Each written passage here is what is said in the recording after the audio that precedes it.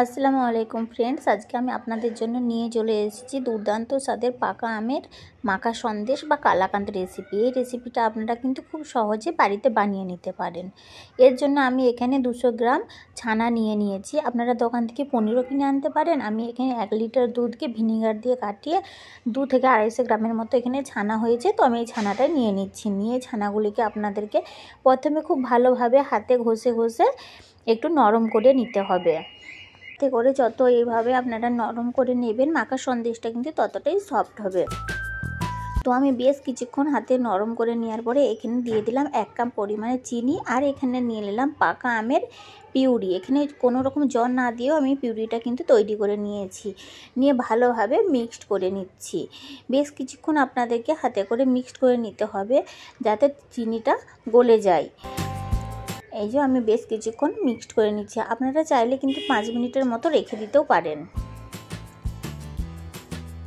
যখন দেখবেন মাখাতে মাখাতে চিনির শিরাগুলো আর হাতে ঠেকছে না, তার মানে বুঝবেন যে চিনির দানাগুলো গলে গেছে। যতক্ষণ না গলছে ততক্ষণ আমি ভালোভাবে এটাকে মিক্সড করছি।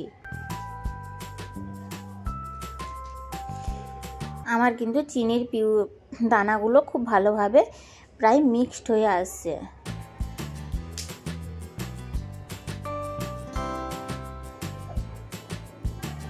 এই তো আমার সুন্দরভাবে মিক্সড হয়ে গেছে। এরপরে আমি একটি পাত্র নিয়ে নিচ্ছি। পাত্রের মধ্যে দিয়ে দিলাম প্রথমে সামান্য পরিমাণে জল। জলটা দেওয়ার কারণ যে জলটা দিলে না নিচে বসে যায়। এরপরে আমি দিয়ে দিলাম এখানে 250 ml পরিমাণে দুধ, অর্থাৎ 1 গ্লাস পরিমাণে দুধ আমি জাল করে নিচ্ছি। প্রথমে দুধটাকে জাল করে নিচ্ছি। এর জন্য আমি এলাচকে একটু ফাটিয়ে দিয়ে দিলাম। আপনারা চাইলে কিন্তু এখানে এলাচ পাউডারটাও ব্যবহার করতে পারেন। নিয়ে দুধটাকে আমি ফোটার জন্য রেখে দেবো যাতে দুধটা ভালোভাবে ফুট চলে আসে। দেখুন দুধটাতে কিন্তু আমার ভালোভাবে একটা বয়েল চলে আসছে।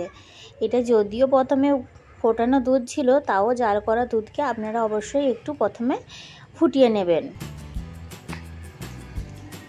যখন এটা ভালোভাবে ফোট চলে আসবে তখন এর মধ্যে আমরা যে পাকা আমের পিউরি, ছানা আর চিনিটাকে মিশিয়ে রেখেছিলাম সেটা দিয়ে দেবো। এই অবস্থায় কিন্তু গ্যাসের ফ্লেমটাকে অবশ্যই আপনারা লোয়ে করে দেবেন, না হলে দুধটা ফেটে যাওয়ার সম্ভাবনা থাকবে। তো এই তো লোয়ে ফ্লেমটা রেখে লো ফ্লেমে আমরা সমস্ত পিউরিগুলি এর মধ্যে অ্যাড করে দিচ্ছি। ভালোভাবে পিউরিগুলি অ্যাড করে দেওয়ার পরে আমরা একটু ভালোভাবে নাড়িয়ে নেব। এই অবস্থায় কিন্তু আপনাদেরকে নাড়ানাটা অনবরত বজায় রাখতে হবে, না হলে দুধটা কেটে যাওয়ার সম্ভাবনা থাকবে। আর গ্যাসটাকে এই অবস্থায় আপনারা মিডিয়াম টু লোয়ের মধ্যে রাখবেন। আমি 1 চামচ পরিমাণ ঘি দিয়ে দিলাম। ঘিটা দিলে এর ফ্লেভারটা খুব সুন্দর আসে। দেখুন দুধটা কিন্তু অল্প অল্প কাটতে আরম্ভ করে দিয়েছে, ছানাগুলোও দেখা যাচ্ছে। এই অবস্থায় আমি লো টু মিডিয়াম ফ্লেমে রেখে গ্যাসটাকে সবসময় কিন্তু হাতাটাকে লেড়ে যাচ্ছি। আপনারা দেখে নিশ্চয়ই বুঝতে পারছেন। এই তো বেশ কিছুক্ষণ পরে দেখুন প্রায় ঘিগুলো ছেড়ে গিয়েছে। যেহেতু ছানা থেকে অনেকটা পরিমাণে কিন্তু ঘি বের হয়। তো ব্যাস এই রকম করে আপনারা নেড়ে যাবেন। এইটা কিন্তু বানানো খুবই সোজা, জাস্ট একটু টাইম সাপেক্ষ। এরপরে আমি এখানে পাউডার দুধ দিয়ে দেবো 4 চামচ পরিমাণ। তো আমি একবারে সমস্ত পাউডার দুধটা দেবো না, আমি এখানে মিডিয়ামে রেখে 1 চামচ করে পাউডার দুধটা দেবো। আর আমি এখানে নাড়াতে থাকবো। যদি একসঙ্গে আপনারা সমস্ত দুধটা দিয়ে দেন তাহলে কিন্তু এখানে দোলা পেকে যাওয়ার সম্ভাবনা থাকবে। এইভাবে আমি 1 চামচ পরিমাণ করে দিচ্ছি আর নেড়ে নিচ্ছি। নিশ্চয়ই আপনারা দেখে বুঝতে পারছেন ঠিক কীরকমভাবে করতে হবে। এই রকমভাবে আপনারা নেড়ে নেবেন। এইটা কিন্তু একটু সময় সাপেক্ষ, কিন্তু বানানো খুবই ইজি, যে কেউ কিন্তু আপনারা বানিয়ে নিতে পারেন। ব্যাস আমি এখানে সমস্ত লাস্টে যে সমস্ত পাউডার দুধটা ছিল সেটাও দিয়ে দিলাম। দিয়ে আবার ভালোভাবে মিক্সড করে নিচ্ছি। যতটা সুন্দরভাবে আপনারা মিশিয়ে নেবেন ততটাই কিন্তু এটা দানা দানা ভাবটা কেটে যাবে। কিছুক্ষণ পরে আপনারা নিশ্চয়ই দেখতে পাচ্ছেন যে দানা দানা ভাবটা প্রায় 90%-এর উপরেও কিন্তু আমার কমে গিয়েছে। একটা থিকনেস ব্যাপার কিন্তু চলে আসছে। এই রকম সবসময় কড়াটাকে নেড়ে নেড়ে যখন এই রকম একটু গাঢ় গাঢ় হয়ে যাবে তখন বুঝতে পারবেন কালারটাও কিন্তু চেঞ্জ হয়ে গেছে আর সুন্দর একটা স্মেল আসবে। যখন বানাবেন অবশ্যই বুঝতে পারবে। বানানে কিন্তু কমেন্ট করে জানাতে ভুলবেন না। আর এইভাবে নাড়ানোর পরে যেরকম টেক্সচারটা বুঝতে পারছেন যে কতটা থিকনেস আসছে, অবশ্যই এটা কিন্তু লক্ষ্য করবেন আপনারা স্ক্রিনের দিকে। এরকম সুন্দর করে যখন মাখাবেন, মাখানোর পরে দেখুন দলা পাকিয়ে যাচ্ছে একসাথে, তখন আপনারা বুঝবেন যে হ্যাঁ আমাদের এইটা মাখা সন্দেশের রেসিপিটা অলমোস্ট হয়ে আসছে।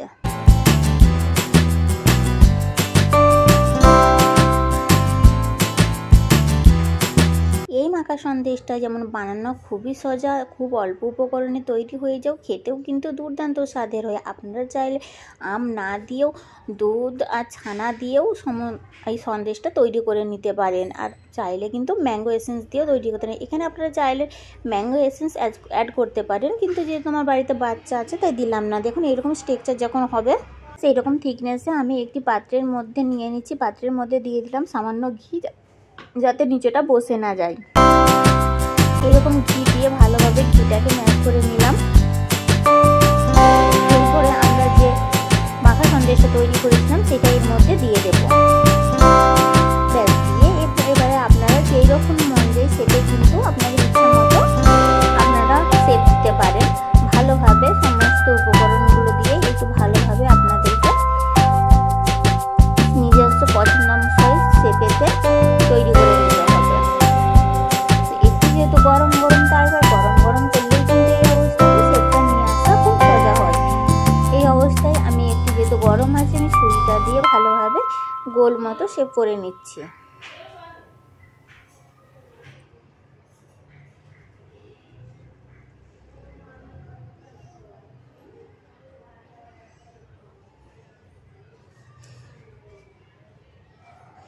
ধীরে ধীরে যত ঠান্ডা হবে এটা কিন্তু আরও বসে যাবে।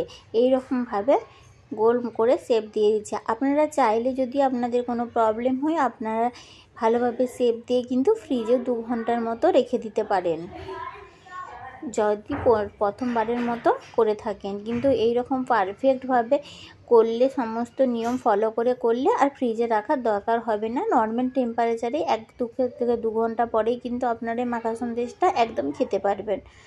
তো দেখুন আমাদের কিন্তু অনেক স্মুথ হয়ে গিয়েছে। এরপর আমি উপর থেকে কিছুটা বাদাম দিয়ে দিলাম। আপনারা আপনাদের পছন্দ মতো যে কোনো বাদাম দিতে পারেন, দিয়ে গার্নিশিং করে দিতে পারেন।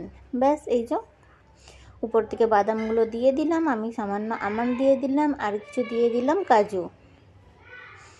এরপরে দেখার সৌন্দর্যের জন্য আমি এখানে কিছুটা পরিমাণে কেশরও দিয়ে দিলাম। তাহলে দুর্দান্ত স্বাদের মাখা সন্দেশ কিন্তু রেডি হয়ে গেল। পাকা আম ছিঁড়ে আপনারা নর্মালও তৈরি করে দেখতে পারেন, খেতে কিন্তু দারুণ স্বাদের হয়। আর বানালে অবশ্যই আমাকে জানাতে ভুলবেন না। আমার ভিডিওটি পুরো দেখার জন্য আপনাদেরকে অসংখ্য অসংখ্য ধন্যবাদ। যদি আমার ভিডিও ভালো লাগে অবশ্যই লাইক, কমেন্ট আর শেয়ার করবেন, আর সাবস্ক্রাইব করে আমার পাশে থাকবেন আরও নতুন নতুন ভিডিও এইভাবে দেখার জন্য। আপনাদের সকলকে অসংখ্য অসংখ্য ধন্যবাদ। দেখুন আমি এরকম চৌকা চৌকা শেপে কেটে নিচ্ছি। আপনারা চাইলে যে কোনো শেপেই কিন্তু আপনাদের পছন্দ মতো কেটে নিতে পারেন। আপনাদেরকে লাস্টে দেখিয়ে দিচ্ছি কত সুন্দরভাবে শেপ বরফিগুলো করলাম যে সেগুলো উঠে যাচ্ছে। আর এই সন্দেশটা দোকানের থেকে কিন্তু কোনো অংশে কম নয়, দেখে নিশ্চয়ই